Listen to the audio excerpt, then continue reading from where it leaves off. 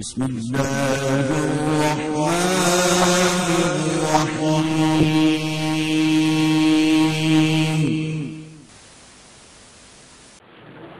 کسی بھی شخص کی طرف سے طواف کر سکتے ہیں، عمرہ حج کر سکتے ہیں۔ حج اور عمرہ تو کیا جا سکتا ہے، لیکن طواف کسی کی طرف سے، کیونکہ طواف نماز کی طرح ہے، جیسے کسی کی طرف سے نماز نہیں پڑھی جا سکتی، ہر بندہ نماز اپنی پڑھے گا، لیکن حج اور طواف، حج اور عمرہ یہ حج بدل کیا جا سکتا ہے، لیکن طواف ہر بندہ اپنا ہی کرے گا۔ بسم اللہ الرحمن الرحیم۔ محترم سامعین، توصیف زیدی صاحب کے فتوے کا خلاصہ یہ ہے کہ کسی اور شخص کی طرف سے حج اور عمرہ تو کیا جا سکتا ہے، لیکن کسی کی طرف سے طواف نہیں کیا جا سکتا، چونکہ طواف نماز کی طرح ہے اور نماز تو کسی اور کی طرف سے نہیں پڑھی جا سکتی۔ توصیف صاحب سے میرا پہلا سوال ہے کہ کسی کی طرف سے عمرہ کیا جا سکتا ہے۔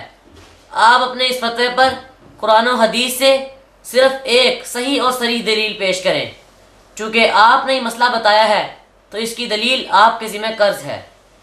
سوال نمبر 2، اگر آپ نے عمرے کو حج پر قیاس کر کے یہ فتویٰ دیا ہے تو آپ کا سارا مسلک دھڑام سے نیچے گر گیا ہے، چونکہ آپ کا دعویٰ ہے کہ ہم قرآن و حدیث کے علاوہ کسی تیسری ہستی کو نہیں جانتے۔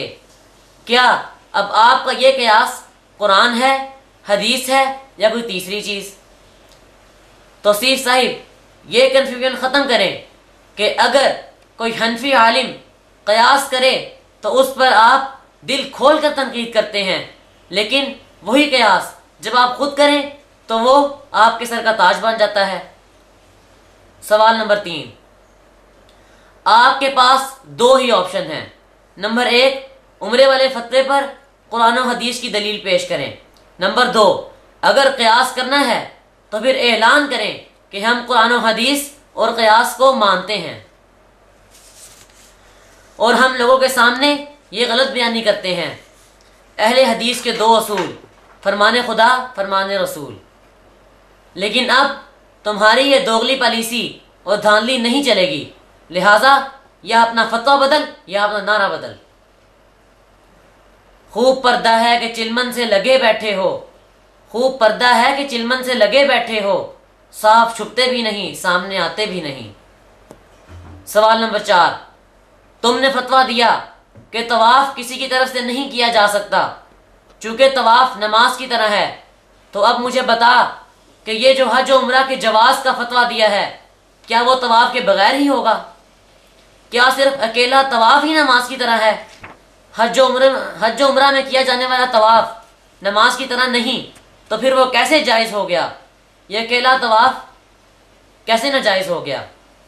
بقول شاعر، عجب الجھن میں ہے درزی جو کف ٹانکا تو چاک ادھڑا، عجب الجھن میں ہے درزی جو کف ٹانکا تو چاک ادھڑا، ادھر ٹانکا ادھر ادھڑا، ادھر ٹانکا ادھر ادھڑا۔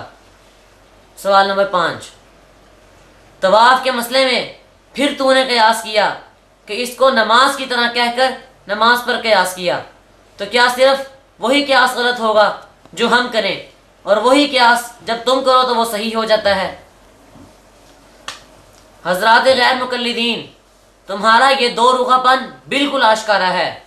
اب بھی اگر تمہارے اندھے مقلد اس حقیقت کو نہ سمجھیں تو پھر ان کی عقل و دانش کا ماتم ہی کیا جا سکتا ہے۔ سوال نمبر 6، تم لوگوں کو یہ باور کرواتے ہو کہ دلیل معلوم کیے بغیر کسی مسئلے پر عمل کیا جائے تو وہ تقلید ہے، جو حنفی کرتے ہیں، اور ہم تقلید نہیں کرتے، اتباع کرتے ہیں۔